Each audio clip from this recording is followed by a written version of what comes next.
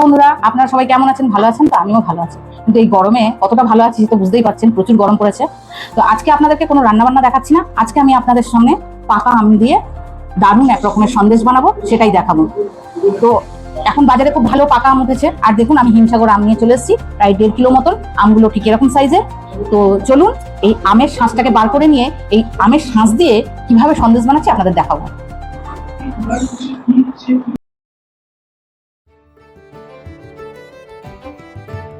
দেখুন আমি আমগুলোর শাঁসগুলো কিভাবে বার করে নিচ্ছি। প্রথমে মুখগুলো কেটে নেবো। আমগুলো খুব সুন্দর রে বাবু,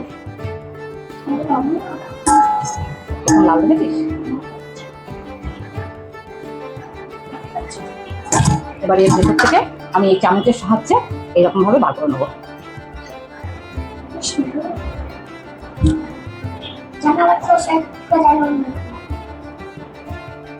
কি বলছো ভাই?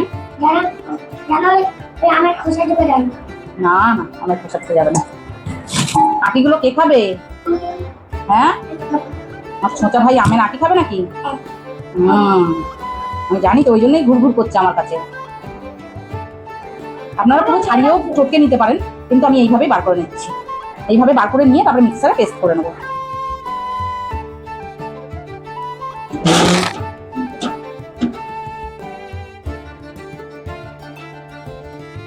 তাহলে বন্ধুরা, আমি এই আমের পাল্পটা দেখুন সুন্দর করে বার করে মিক্সারে ব্লেন্ড করে নিয়ে এসেছি। আচ্ছা, এবার আমি বলে দিই যে আমার সন্দেশ বানানোর জন্য কি কি প্রয়োজন। চলুন তাহলে দেখিয়ে দিই। এটা আমি নিয়ে নিয়েছি 1.5 কিলো, যেহেতু আমার পাকা আম, পাকা আমের থেকে যে পাল্পটা বার করে নিয়েছি 1.5 কিলো। এটা হচ্ছে 200 গ্রাম খোয়া ক্ষীর। আচ্ছা, এখানে আমি বাড়িতে 1 লিটার দুধ ছানা কাটিয়ে ভিনিগার দিয়ে ছানা কাটিয়ে ভিনিগার দিয়ে ছানা কাটানোর পরে ছানাটাকে ভালো করে জল দিয়ে ধুয়ে নিয়েছি, কারণ যাতে ভিনিগারের গন্ধ না হয়। তারপরে আমি ছানাটাকে এভাবে পেস্ট করে নিয়েছি। আচ্ছা, নিয়ে নিয়েছি তাল পাটালি। জানি না এগুলো আপনাদের এই তাল পাটালির সঙ্গে আপনারা কেউ পরিচিত আছেন কিনা, যদি পরিচিত থাকেন অবশ্যই কমেন্টে জানাবেন। এই যে দেখুন আমি নিয়ে নিয়েছি তাল পাটালি, আর নিয়ে নিয়েছি 1 কেজি দুধ। এটা আমি আগে থেকেই ভালো করে জাল দিয়ে রেখেছি। এবারে চলুন শুরু করি।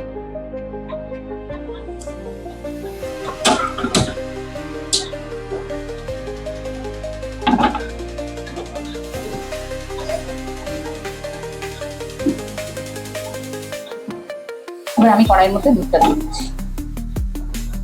দুধটা বেশ ভালো করে ফুটিয়ে ঘন করে নিয়েছি।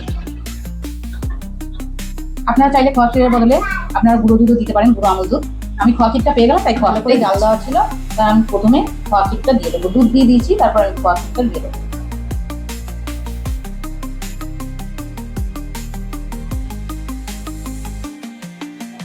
দিচ্ছি আপনাদের ঠিক এভাবেই বানাবেন, তাহলে খুব ভালো হবে।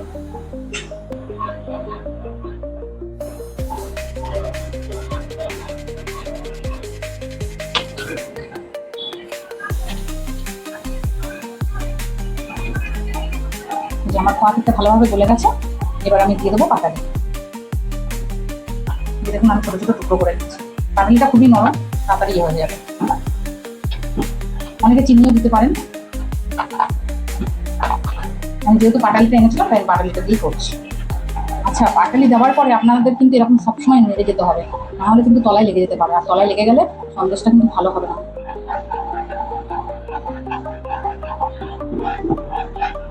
আমার পাটালিটা গলে গেছে। এবার আমি দিয়ে দেবো এই ছানাটা পেস্ট করে রেখেছিলাম, ছানাটা।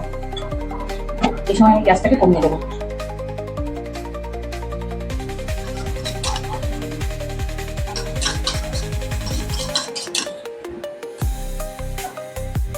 যত বেশি কিছু দেবেন তত আর কি খেতে টেস্ট হবে। তো যেহেতু ঘরে বানাচ্ছি নিজের মতন করে, তাই সব কিছু দেওয়ার চেষ্টা করলাম। এবার এটাকে ভালো করে নাড়বো, এটাও যাতে পুরো মিক্সড হয়ে যায়। এবার আমি আমের পাল্পটা দেবো। দেখুন আমার মিষ্টি রেডি একদম হয়ে গেছে মোটামুটি। এবার আমি আমের পাল্প দেবো। এটাকে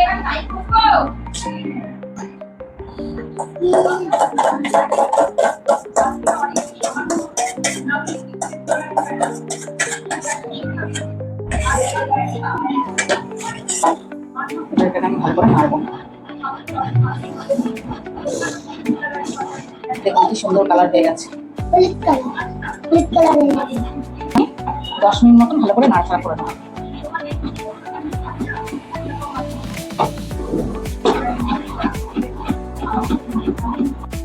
একটা আমার একদম রেডি হয়ে গেছে, একদম ঘন হয়ে গেছে, আর এটা ঠান্ডা হয়ে গেলে আরো ঘন হয়ে যাবে। এবারে আমি কিভাবে তৈরি করছি দেখুন। এটার মধ্যে একটু হালকা ঘি ব্রাশ করে দিই।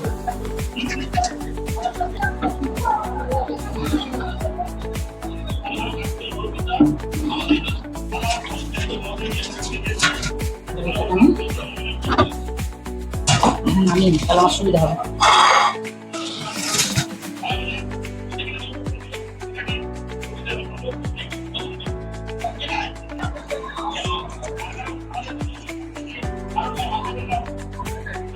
নিচে দেখুন আমার একটা রেডি হয়ে গেছে, এটাকে আবার ঠান্ডা করতে দেবো, তারপরে আপনাদের পরে দেখাবো। আচ্ছা, আপনাদের আমি বলেছিলাম যে পাকা আমের সন্দেশ বানিয়ে দেখাবো, তো আমি পাকা আমের মাখা সন্দেশ বানিয়েছি। এই যে দেখুন কি সুন্দর বানিয়েছি। এটা বানানোর পরে ঠিক এরকম হয়েছে। এটা আমি বানিয়ে ঠান্ডা করতে দেবো বলেছিলাম, তো ঠান্ডা করার পরে আমার এরকম তৈরি হয়েছে।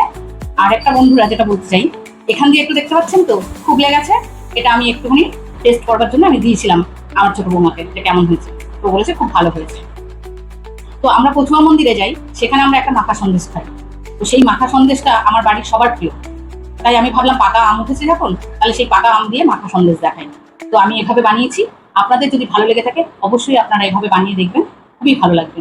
আর যদি ফেসবুক থেকে আপনারা দেখেন তাহলে অবশ্যই আমাকে ফলো করবেন, আর ইউটিউব চ্যানেল থেকে দেখলে আমাকে অবশ্যই সাবস্ক্রাইব করবেন আর আমার পাশে থাকবেন। আপনাদের পাশে থাকাটা আমার খুবই দরকার। আপনারা যদি আমার পাশে থাকেন তাহলে আমি খুব আনন্দ পাবো। তাহলে চলুন কিভাবে আমি মাখা সন্দেশটা পরিবেশন করছি দেখান।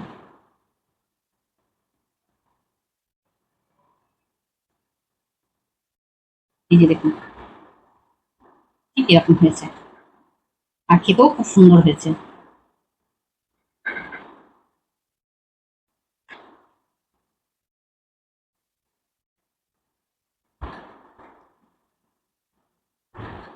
আর উপরে এই সাদা সাদা গুলো দেখছেন, এটা আমি কাঠবাদাম একটু কুড়ে দিয়েছি, ঘষণিতে কুড়ে আমি উপর দিয়ে দিয়েছি। এই যে দেখুন আমার মাখা সন্দেশ একদম রেডি হয়ে গেছে। আপনারা ঠিক এভাবে বানিয়ে ভগবানের সামনেও দিতে পারেন, আর আপনারা নিজেরাও খেতে পারেন, দেখবেন খুব সুস্বাদু এবং খুবই ভালো হয়। তাহলে আজকের মতন এই পর্যন্তই, নমস্কার।